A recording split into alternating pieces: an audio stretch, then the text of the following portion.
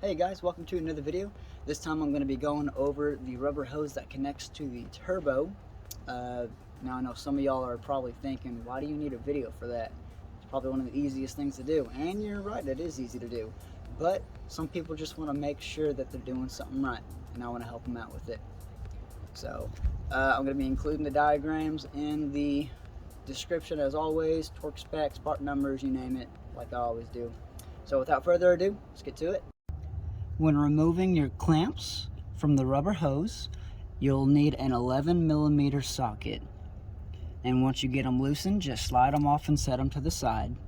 Now whenever you're tightening them, it's not going to take that much force. It's only about 69 inch-pounds. It's going to be 5 Newton-meters. That's it.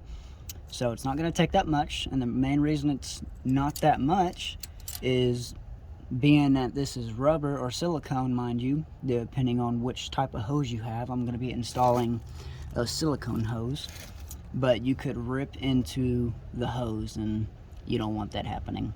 So that's all you need.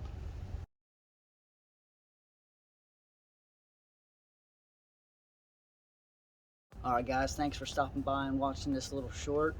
Hope it helped you out in some way, form, or fashion. I do want to let y'all know I do have a link in the About section where I'm slowly but surely adding the service manual.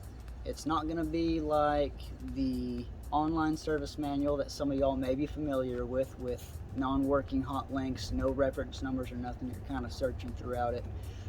This one's got page numbers, reference numbers, everything you need, step-by-step processes. If there's anything that y'all would like me to add, just let me know in the comments and I will do my best to add those.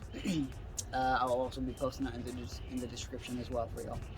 So other than that, thanks for stopping by. I hope to see y'all next time, and as always, don't forget, torque to spec.